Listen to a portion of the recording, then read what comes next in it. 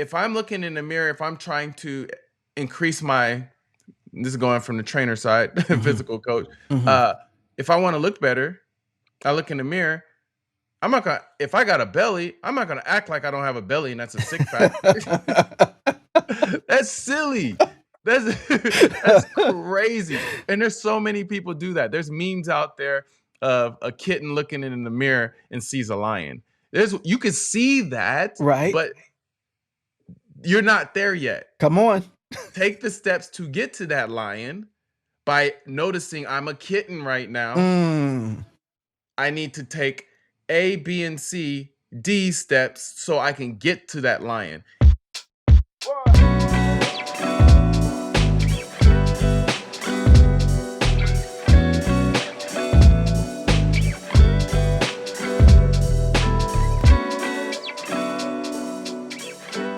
Hope has a journey. Every person who lives life has to go through stages. There are tears, there are triumphs, there are testimonies.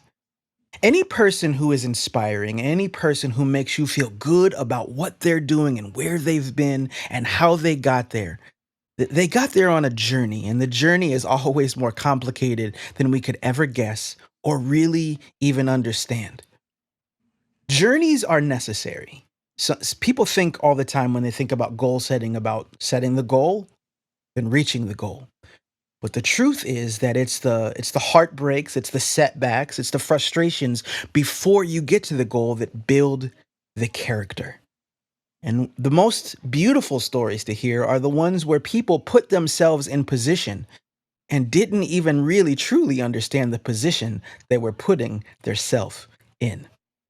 Today, I have a guest that I'm bringing on that I think is about to not only inspire you, not only blow your mind, but also pump you up in terms of the importance of not only your mentality of how you go after the goal, how you go after the purpose, but also how you go after the life behind the scenes. How you structure your family, how you build up your family so that nobody's in lack. The people you perform in front of, or the people you lay down at night beside. So right now I'm gonna bring on this is exciting. Woo! Jason and I have been talking about this one for weeks now. Andy Dooley, I'm bringing you on. I don't even want to tell everybody what you do yet. Would you give everybody just a little bit of like what you do as a human so that everybody can be blown away and then we'll go from there? Well, I just wanted to tell you, thank you guys so much for having me. It's been an honor. I'm truly blessed to, you know, have the time to be able to speak to you guys and to have a conversation. And Absolutely. so that's one of the beautiful things about being able to get on a podcast. Well, my name is Andy Dooley, like you said, and I am a lover of people. Yes, sir. I love people. I love empowering, encouraging, and elevating others. Um, I am a husband. I am a dad of four beautiful nuggets. um, I I enjoy life. I'm an entrepreneur. I am a fitness coach, author, influencer, and in-game host for the Seattle Seahawks and the XFL team, the Seattle Sea Dragons. And I've been doing more hosting, so it's been pretty awesome how those doors have just opened up. And I'm honored to be here today. Oh, that's amazing. That's amazing. So you are sitting right now in all of these positions where like you are giving voice to excitement, you are giving voice and motivation to a people. Can you take us a little bit into that journey because I know you have a really cool story. How did you even get, into alignment with the Seahawks and the Sea Dragons and all that? How did that come about for you? Yeah. So it came about from people telling me, you can't do all these things, okay? You can't do this, you can't do that. You can't do social media and work or do a job. And I looked at them and said, well, maybe you can't, and that's okay. But I Mm, can. And I had to believe in myself mm, because at the end of the day, if you don't believe in yourself, then you'll be swayed by so many people's thoughts and their limitations on their life. mm. And so 2020 hits, pandemic. We all remember that moment. And I get sent home, furloughed from my job. Mhm. I had just moved to Seattle. Mar- March 1st was my first day of work. Mhm. Sent home on March 12th. Hold on. Come. You moved to Seattle March Yes. 1st, No, moved there February 26th to be exact. February 26th, and Started you work get March 1st. furloughed from work weeks later. Yeah, not even weeks. Literally 12 days. Sheesh. Yeah. And then you can't file unemployment because I wasn't there long enough. So you can't even file for unemployment. Keep going with your story. This is already good. Yeah, so I can't do that. So now I'm like, okay, I have my Instagram, and I have a few brand deals coming in. So I'm now thinking, okay, I need to think progressively, connect dots. And then the next day, my Instagram gets hacked by some, I'm not going to even say what, but I get hacked. I lose everything. I mean, everything.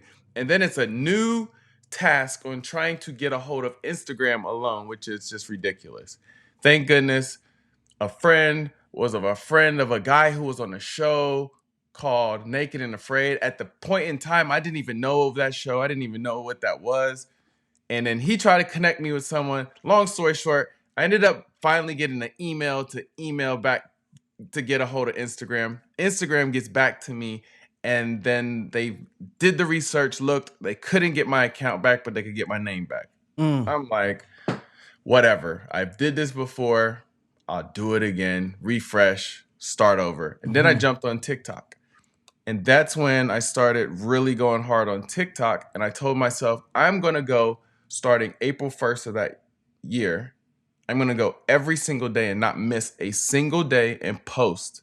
And I was posting easily at first 4 videos a day. And then I Mm. increased it to 6 to 9 videos a day, Mm. nonstop. And if you wanted to nitpick and go down and do the research, you could go back and see every single day I was posting, Mhm. and it was the consistency. And so I started watching it grow and grow and grow. And then it started growing by 5,000s, then 10,000s. We fast forward to April 17th. I wake up and my phone's like going crazy. Congratulations, congratulations. You hit 1 million followers. So within a year, it's time. I went just started on TikTok and grew to 1 million followers in a year because I Sheesh. just treated it like a TV show, stayed consistent. And the beautiful thing about it was the fact that I just was myself. No Say that. avatar. Say that again. The beautiful thing about it, I was just myself. So what you are seeing here, if you met me in person, Jason could tell you I'm exactly this person in real life. And if you look at my TikTok, I'm the same person. So if Mm. you enjoyed and like my social media, then you enjoy and like me. So that's easy work. That's why I was able to pump out all those videos daily. And so from that point on, the mascot from the Seahawks actually saw my TikTok. And I rep my city. I rep, as you can see back here. I was gonna go there later. I said, "Oh, he ain't playing around back there. We Oh even got the no, Supersonics back there. Like we ain't playing." we're not playing. And I don't have a Sea Dragon one yet, so that's why we here. But I love it. I rep it in all my videos somehow or my clothing line. And the the mascot saw it, reached out to me and was like, "Hey, would love to bring you over to training camp. Would you like to come?" Of course. I go to training camp that year, and then the following March, the Seahawks Instagram DMs me and asked me to come to a influencers combine. So Mm. basically, there was like 30 of us Mhm. influencers. We showed up and competed in physical different activities. I won a few of those things, I and then saw the I saw staff. some footage of you flexing. It's a little something. And the staff wanted to meet me. They connected with me and asked me if I would.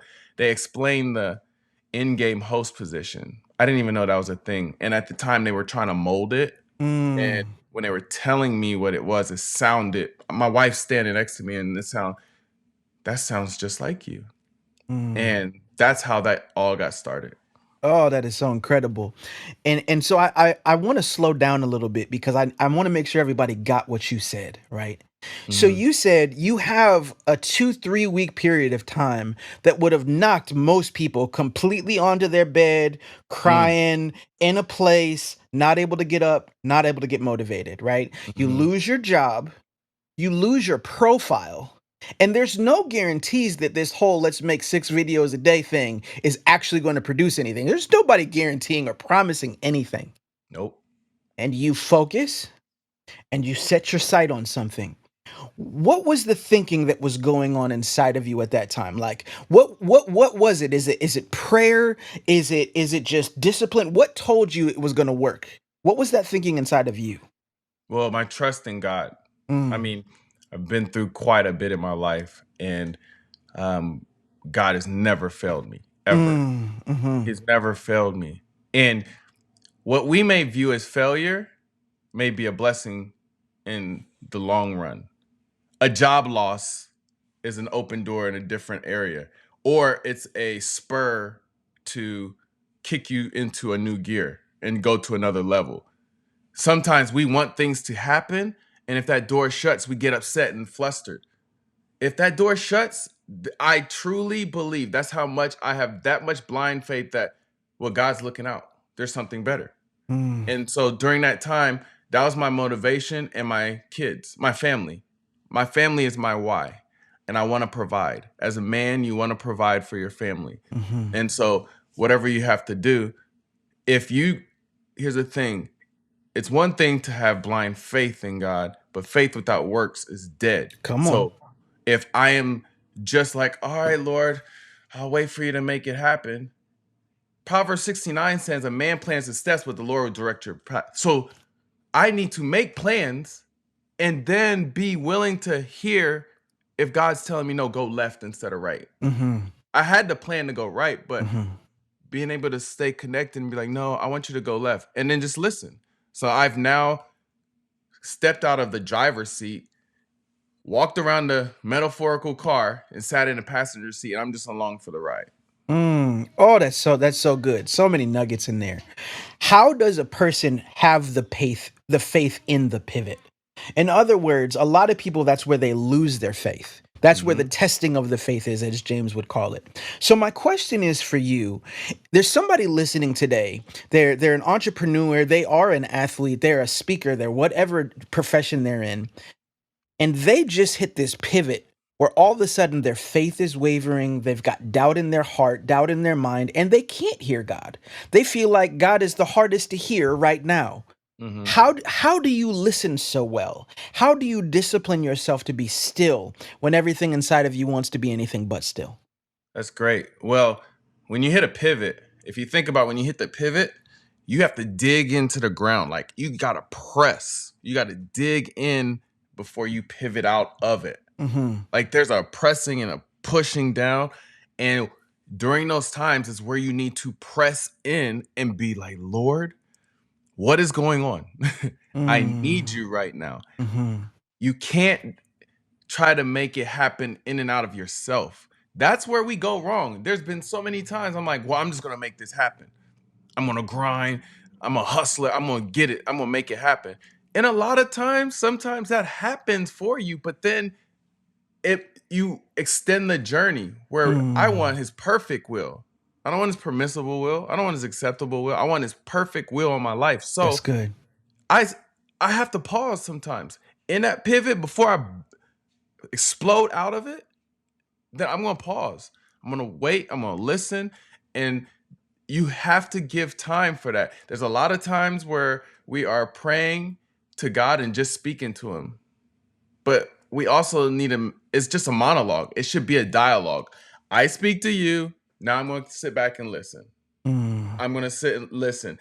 And I had to adopt, and I'm still trying to adopt this in my life as a husband, as a friend.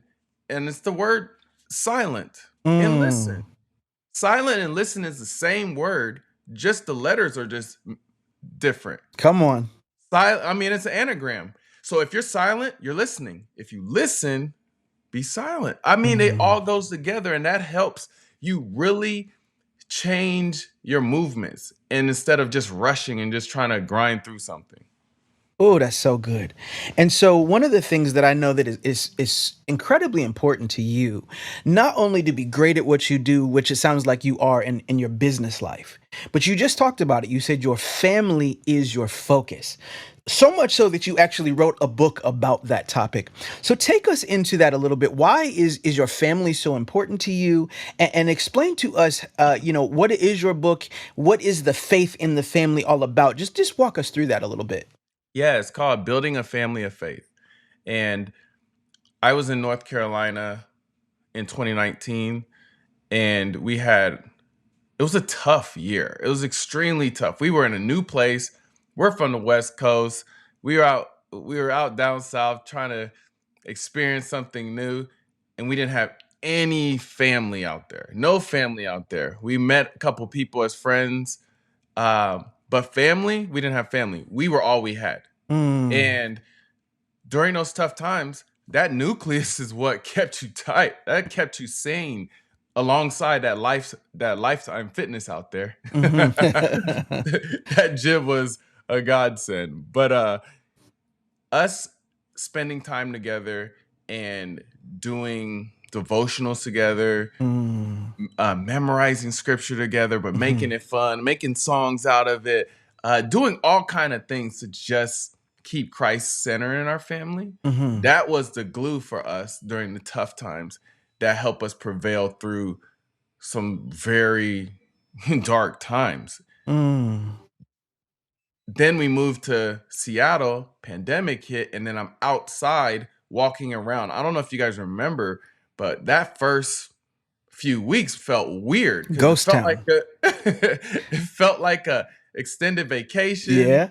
It also was weird seeing so many people out on a Tuesday, like we were at Memorial Day or something. It Right. was just a weird dynamic.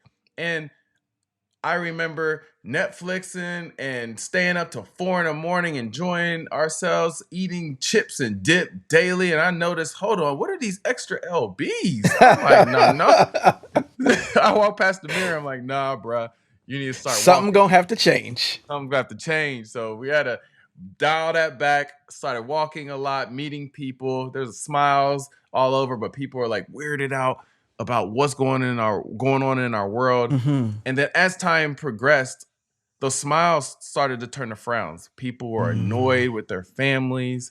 They did not want to be around them. They realized how much they didn't have the close relationship they thought they had. That's it. That was very eye-opening for people Hmm. because so many divorces came out of the pandemic. Hmm.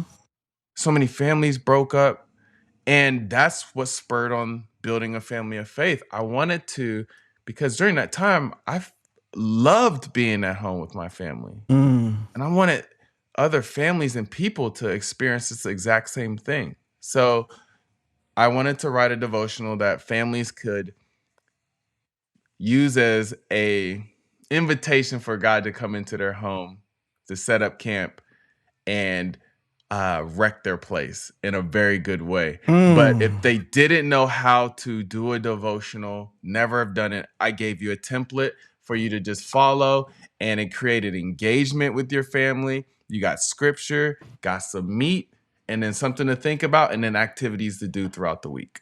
Oh, so incredible. What you decided to write about is so critical. I have often said that I believe that the Lord brought the pandemic to force us to see ourselves, Mm, right? That that's good. you just expressed it. You thought you knew your partner until you had to live with your partner. You thought you knew your children until you had to sit in a room with your children. And you Mm-hmm. find out not only do you not know them, you don't know you. Mm-hmm. And so what you did was you sat down and realized there was a part of that formula you had figured out. Go ahead, show that book. I want everybody to see it. You had figured out a part of that formula that people were missing. So walk us through. maybe one of the devotionals. Can you explain, what is that process like? There's somebody today they're watching. They've got Yeah. a growing faith life, but they don't even know how to Uh-huh. do a devotional. I want them to hear it from you. Yeah, absolutely. I'm going to do push pause. Okay? That's the title of this. Hmm. The scripture is Genesis 2:2-3. By the seventh day, God had finished the work he had been doing. So on the seventh day, he rested from all his work. Then God blessed the seventh day and made it holy, because on it he rested, remember, rested from all the work of creating that he had done. It starts off with, let's think about it. Do you ever wonder why you have to take a nap or have a bedtime? Wouldn't it be nice if you could skip a nap, stay up all night, or pick your own bedtime? Maybe you feel like there isn't enough time in a day to do everything you want or need to do. You know your body needs a rest, but you feel like you have to keep pushing through. And what about a vacation? You circle the date of the vacation on the calendar, plan your trip, pack your things, and get ready to go. The vacation itself is super fun. But when you get back, you're exhausted. In fact, you might feel like you need a vacation from your vacation. Do you often wake up feeling tired? Do you wish you could have more energy? Or do you feel like you don't need that much sleep and would rather rest less and do more? No matter how you feel, it's important to push pause from time to time. Let's get into it. Recently, I found some self-proclaimed fitness gurus online who had created a challenge to do squats and work the legs. I won't take you guys through the entire thing, but this is a story of me following a workout regimen where I did legs every single day. I wore my Hmm. legs out, tore them up, and then I went to do a normal thing like play kickball. And while I was playing kickball, I pulled a muscle in my leg. Why? Because my legs were Mm. fatigued. I didn't Come give it on. any time to rest.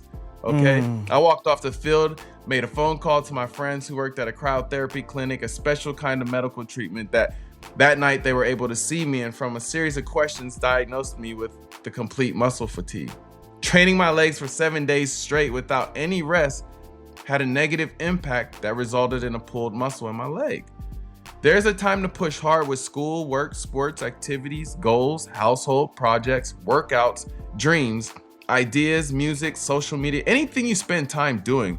There's also a time to push pause and rest. That's awesome. That's so good. And so I really want everybody to tap into this, right? So maybe you're even somebody you're listening, you just heard Andy talk and you're thinking, I don't even believe in God. Like I don't even know why I'm listening to this. But no matter where you come from, there's some principles there that I hope you heard. I know so many people in life who, they're businessmen, they're business oriented, and all they've ever learned is hustle, grind, I'll sleep when I'm dead. They end up burned out. They end up locked out of their home after their wife leaves. They end up strung out on drugs, on alcohol, on hmm women, on men, on whatever it is, because they've never learned how to. You said it. You said when a person pivots, they put their foot in the ground and they dig into the ground and then they shift and burst. Well, a lot of people, what they do in life is they never stick their foot in the ground and get grounded. Mm. They never grind in the moment. They never ground themselves in like home. Oh, my wife is home. If I sit down and I talk to her and I share values and I share stories and I share morals, she'll remind me hmm not only who I am, but what I'm capable of. And I'm more Hello. than what I do. Right? And so you gave everybody this format, especially believers, specifically believers for this book, of saying, don't just better yourself, better your family. Sit hmm down in a room, share a story, then talk about it. Ask each other questions so that you can truly get to know the people you say you're living for. I do everything I do for my family, but do you know them? I'm Right. grinding as hard as I can for my wife, but do you know her? And so I just love everything you broke down, especially for a family of faith. I'm going to tell you right now, we're going to buy that book because we just started doing a different devotional. I can see why I need that devotional in my house. I promise you I'll be Awesome. buying it. I promise you Thanks, I'll be bro. buying it. In fact, Appreciate it. I'll buy 2 copies and I'll give one away on a future episode of this. Um, Thank you. Absolutely. And so there's so much. I want you to talk to for a moment with a person who is an entrepreneur. They're a grinder. They're a person who is trying to get to make their dreams happen, hmm and they don't understand the real purpose of rest. They were Mm, taught that if you rest, rest is for suckers. Rest mhm. is for the people who don't want it bad enough. Would you speak to that person? Because I think you have something to say to that person that they need. Yeah, I think that is such a misconception because I'm going to tell you right now, I've met some millionaires. They rest. Okay. Don't let them make it seem like they don't. They grind 24/7. That is not true. It's not, and it's just not sustainable because you are grinding so hard and going so hard to attain these goals, but all along you are limiting your time on this earth because you're taking away what happens to you when you don't sleep. Mm, And I'm reading a book on sleep right now, and my mind is being blown away mm, by what it's like each hour that you don't get that sleep. wow. So you should be getting about 7.5 hours. So between that 7 and 8 hours of sleep, you are sharper, clearer, crisper when you get rest. And if you're sharper, clear, and crisper, then you can make better business decisions. You can move differently. You could get a lot done than being on a few hours of sleep, on Red Bulls, caffeinated, out of your mind, and not doing a ton of work. And then Mm, you're spinning your wheels because now the person who's actually getting rest is progressing faster. You're slowing mm. yourself down when you're not getting the rest. So I would say keep the same grind, keep that hustle, but just own your schedule. Oh, That's the that's good. difference. That's good. Own your schedule, and that will make your grind that better. That it makes your grind so much more concise. Because Mm, if you time block or know your day, like right now, I knew at 10 o'clock in my schedule, I'm going to be speaking to you guys for this amount of time. I know what my next hour is going to consist of. So I don't have to let anything else come in between it because this time is set for social media. This time is set for a podcast. This time is set for lunch. This time is set for here. So own your schedule, get your sleep, and that's where you'll start to escalate and elevate to another level. how does a person rest when they're awake? Oh, take a mental break. Okay. I just started a new Instagram called the mental break lab. You heard it here Okay. first. You heard it here first. I just started. It's called a mental break lab, and it's for, and I started it because of this. Hmm. I'm working, I'm grinding, and in the back of my head, there's things that I want to do. Like I want to draw. I Mm. just want to read. I just want to play video games. I just want to go into my nothing box and chill. We all need a mental break. And Mm. so the mental break lab reminds you to be intentional of taking a mental break. So that can include meditating. That includes taking 30 minutes out your day and just doing whatever you enjoy that brings you peace and calmness. Mm. That's going to help you get some rest mentally while you're awake. Mm. So you have been not only learning all of these gifts and these tools, but then you're sharing it, you're teaching it different ways through social influencing, through your authoring, and now it has taken you in your personal life to this point where you're working with multiple sports teams, you're training people, you're doing so much. How has this chapter of your journey changed you? Getting a chance to see some of the fruit of your labor. You're not done by any means, but Right. getting a chance to start having some real accomplishments. What has that done for you? How has that grown you? It's grown me in the sense of I have actually, you're starting to see fruits of the labor that was behind closed doors. Mm, You don't have to tell everybody your plans. You know what you're working towards. You need to grind it out, and everyone doesn't have to see behind the scenes of what you're doing. come on. Just be consistent on a daily and keep pushing. And so, as I'm seeing some of these doors open, it's reaffirming, okay, those hours I put in is finally bearing some fruit. Okay, Mm, That's inspiring. That gets you excited. Like, okay, there's seasons of grinding, pushing. You can see where you're going. You can see it. Other people may not, Mm. but you gotta just believe it. Okay, this may sound funny, but I love manga. I love anime. You've heard of Naruto, right? I'm not the anime guy. I'm not gonna sit here in front to make you feel good. I don't really know. I could have gave you yeah, absolutely, but somebody would I have been watching appreciate like he lying. he lying, He yeah. lying. I could just see he lying. I can appreciate that. But there's a character, and I think he said, I may butcher it, but this is the mentality that I take. Hmm. He had said, hard work is worthless if you don't believe in yourself. Mm. Hard work is worthless if you don't even believe in yourself. You could be working so hard and grinding, but you don't even really believe in what you're doing. You don't even really believe that you can accomplish those things or you're worthy. It's worthless. Mm. You have to believe yourself. Like, you have to believe when no one believes. And it's not being cocky. It's like, no, I see myself this way. God put this in me for a reason. I'm 100% confident in me. I'm confident who God has created me to be and what he's put in me. And all glory goes to God. But I'm going to let you know, you may not see it. I see it. Come on. And I don't need you to see it. And I'm not going to get to the point and look back and be like, I told you so. I don't even need to do that. Come on. It's not about you. Mm-hmm. It's my purpose. It's my calling. It's what we're here to do. And there's different gifts that God's given all of us.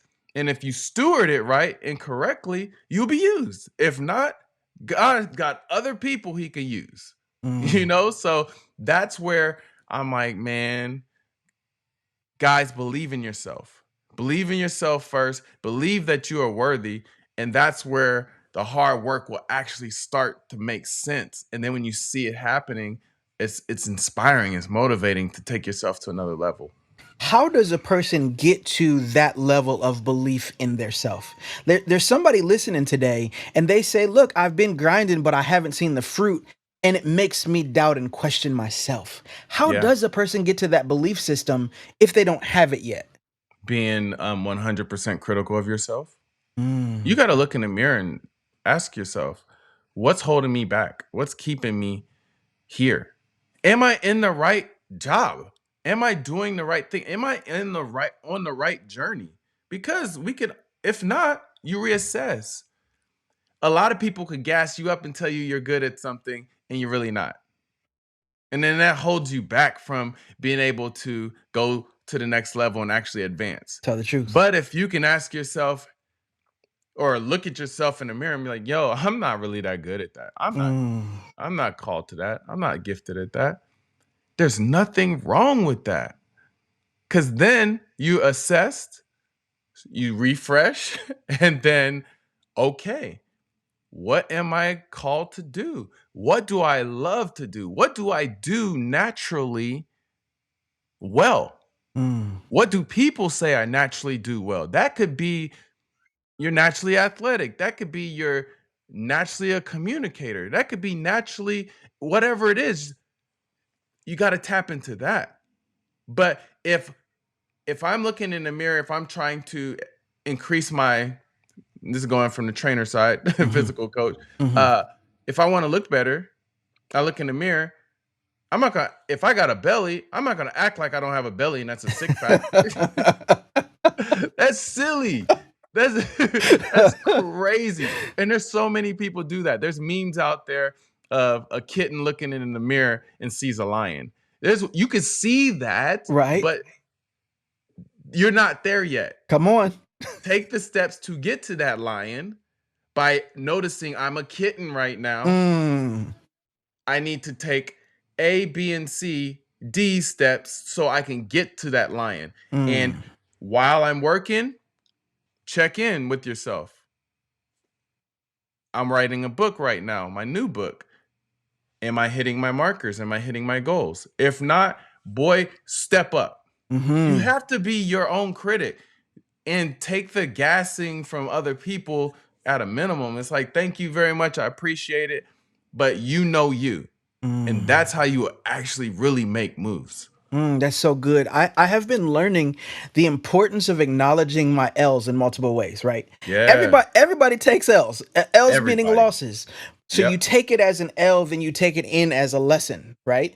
And if I'm Mm-hmm. always doing it that way, I'm either learning about the thing that I'm venturing into or I'm learning about myself going into the thing, right? Mm-hmm. I think that a lot of people they just want to say that everything is a win in life. It's only a win if you learn from it and you grow. Mm-hmm. Otherwise, you just went through life that did nothing for you. Mm-hmm. Right. And so I will just tell you that this conversation has done something for me. And I'm sure it's doing something for the listeners today. I have just a couple more questions for you. Mm-hmm. So you said you're working on a new book. Do you want to talk about it a little bit, or do you want to keep that all the way under wraps until it's closer to time? I could talk about it a little bit. It's gonna be another devotional for athletes. Mm. This is gonna be the devotional that I wish I had as an athlete Uh-huh. while I was in college. This is Mm. gonna be so special. It's gonna be powerful, and it would be one of those tools that you'll keep in your bag everywhere you go, especially Mm. as an athlete, parents of athletes, and those who consider themselves as athletes. Because Mm. everyone's an athlete. It's just your mindset. What I hear you say, there's been a theme of this interview. You are being the father that you probably wanted or had, one or the other. You either had this type of father as a kid or you wanted or needed this type of father as a kid.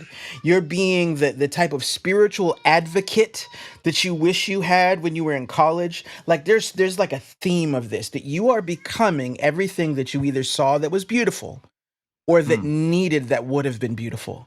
Where does that come from? How have you used that? Because it's a beautiful thing. I honestly think that's from God. Mm. I felt like it was programmed in me. It Mm. wasn't something that I mustered up. Mm-hmm. It's just been in. Now, my dad modeled a lot of this for me. My father was an amazing father, great dad. My mom, amazing mother, super sweet. They both had their strengths that I gleaned from, and I was thankful that they stayed married. Mm. Unfortunately, my father passed away over a year ago, Mm. but a lot of his teachings and the way he moved, Mm-hmm. I have adopted. And Mm. my dad was a man of faith. He was a pastor. He was fun. He made living life for Christ cool. Mm. Like it didn't seem like they're weird. That's strange. you know. Um, but he also was a man that was in physical. He was a physical specimen at one point. He was a martial artist. He was in the military. Mm-hmm. Unfortunately, he had some health issues that really declined his health. Mm-hmm. But other than that, and he was a big family man. One of his big dreams was to have a great family because he didn't come from a great family. That's beautiful. So I learned a lot from him. And then the rest of it, I just really believe that it's just programmed in me. It's not like I wrote a list saying I'm going to be this way or that way. Uh-huh. It's just what comes out of who I am. That's so good. Well, what comes out of you is legacy, Mm, right? Because you're from the lineage of what raised you, but you're raising something on another level. You're continuing that trajectory. It's a beautiful thing, and we thank need you. more of it in our community. And whether you're talking about the Christian community, the Black community, what you're Yeah. doing is I just give you kudos, my brother. Like really. Thank you. Absolutely. So as we go into our last two questions, I'm going to take you through. Uh-huh. This is the one that I ask every person who joins us on the show. So I want you to imagine that it's 100 years from now, and Okay. there is a museum that exists, and it is a museum of hope. And there, or I should say, there's a room within the museum marked hope. Uh-huh. The person walks in, and inside there are time capsules everywhere. And they Mhm. walk over to one time capsule, and it is a time capsule just for you. Hmm. And they open it up, and it's got some sea dragon stuff and some Seahawk stuff, and it's got some pictures of you training other individuals, and it's got your books and your devotionals and pictures with you and your kids. It's artifacts of your life. Mm-hmm. And then there is this clip, and this is the clip that they will watch to learn about your understanding and relationship with hope. Hmm. What would you say to that person about hope? Well, my daughter, we named her Hope. Mm, And it was in a very powerful moment in our relationship, my wife and I. Um, but I would just say, lean into hope. There's a lot of negativity that wants to lock into your mind, lock into who you are, and lock into the spirit of who God's created in you. Lean into hope when it's tough, it's dark, it's hard. Find those people that spark hope inside of you. Whatever it is, different things, books, clips, videos, whatever it is that sparks hope in you will help you daily. I'll tell you this much. I'm going to say a name that was one of the beginning parts of hope in me that you would have maybe scratch your head. And that was Tupac Shakur. mm, I had never seen I was a black kid in my family, obviously. I'm half Trinidadian and black, but I was the darkest in my family. mm, Skin complexion. mm-hmm, And I remember hearing the ugly duckling story, you know? The and I always for some reason thought I was the ugly duckling because I was mm, the darkest one in my family and I got made fun of for my complexion. It wasn't until I saw a video of Tupac Shakur on TV. He looked like me. He mm, had the same complexion as me, and he was powerful. mm, Granted, he came with scars and a lot of negativity that was attached to his life. But if you look at the core of who he was, he didn't want to be that. But it was because of him flashing his smile, his charisma, and his success at the time. I'm a young kid looking like, man, this dude is there's something on him. God put something on him. It helped me out of a dark place of seeing myself as an ugly duckling to being like, no, I look like him, mm, which sparked hope. It sparked, you know what? A confidence. And then as I'm being grown up in a home as God is the center, I'm able to, okay, thank you, Lord. I see you, God. You're the center of my life. mhm, But it took Tupac for me to see myself a little bit differently to even get back on the trajectory of I I am more than enough. I am not the ugly duckling. And I'm not going to subject myself to the negativity because God has a bigger plan on my life. mm. Andy Dooley needed Tupac Shakur. There's a whole bunch of people who need Andy Dooley. You are a voice that God is using and will use much more than you can imagine Mm, as you continue to just follow his plan with courage, with yeah. integrity. See, there's Hmm. certain things that people can just see on you in the way that you move. And so the same way that you needed to see him, Hmm. people outside of your home and in your home need to see you. And so I am just happy that we were able to give you a small platform. This is like the smallest platform compared to the ones you stand on. And Yeah. yet, the things that you shared in this platform are probably the things that will change people's lives much more than the greatest and loudest microphones you get. So thank Mm, you so much for just being so vulnerable, being so transparent, You have built my faith in this interview, and I can tell off to the side you've built Jason's too, because Jason be over there. Oh, Sherman, like he be like he be getting way too excited, man. I wish everybody could see it. For those of you who are just listening, so when we're in studio, you can like if you have a certain view, you can see our producer off to the side. He just be hollering and shouting, but he's muted, so you can't see it. I love Jason, man. Jason is a special individual, but again, so are you. So I want to thank you Thank you. personally on behalf of Jason and I both, and on behalf of all of the listeners for coming on and sharing so much. If somebody wants to follow you online, they want to get your first book, they want to just see all the new things you have going on, or they want to come see you at training camp, like what's the best ways for them to find you? Yes, and before I get into that, I just want to give a special shout out to Jason. His family, him and his family specifically, was one of the brightest memories, moments, and spots of North Carolina. And I mean Mm. that from the bottom of my heart. He knows it, but I want it to be said, and I want everyone to know that because of Jason and his wife, Lisette, they helped us through a very tough period, and they'll be forever. We are forever thankful for you guys. Mm. Bro, Andy, I think I'm not sure if I told you, Mo, but their family was the first family that we trusted to watch Damien. Like we're very, especially being like pandemic parents, we're very particular in who watches our son, and so they were the first family.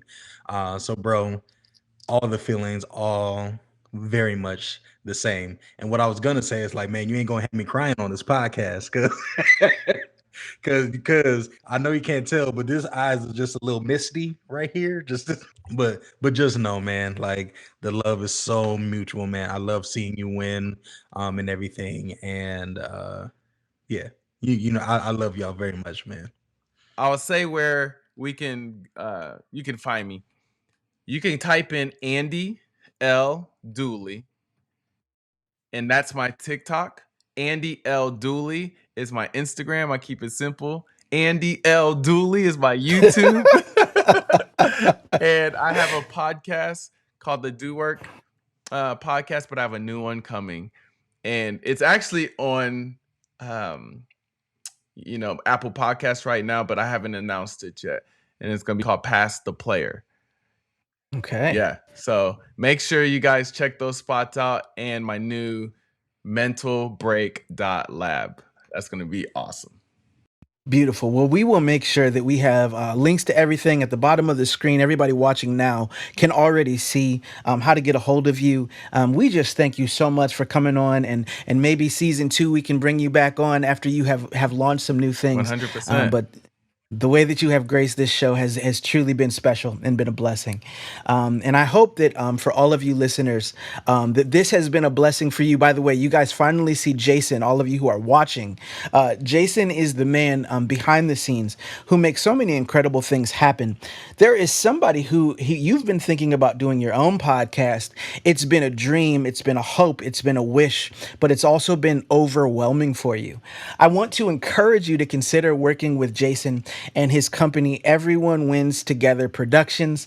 You can see on the bottom of the screen the information. For those of you who are listening right now, Everyone Wins Together Productions, you can find Jason in his email, jason@ewtproductions.com, or you can find him all social media at EWT Productions. He will help you from the brainstorming to the actually putting together of a professional product that's the best representation of what it is that God has placed in your heart and in your mind. I hope that you guys have enjoyed this today. Do me a favor, if you loved this episode, make sure that you are subscribed to the channel so you hear the next episode. Leave comments. What spoke to you? What took you to another level? If you're somewhere where you can hit like, make sure you do that, because you know that at the end of the day, that all of that support is the currency that helps us to keep moving and to keep reaching new homes and new individuals. So I I want to thank Andy again. I want to thank you, Jason, for all of your hard work.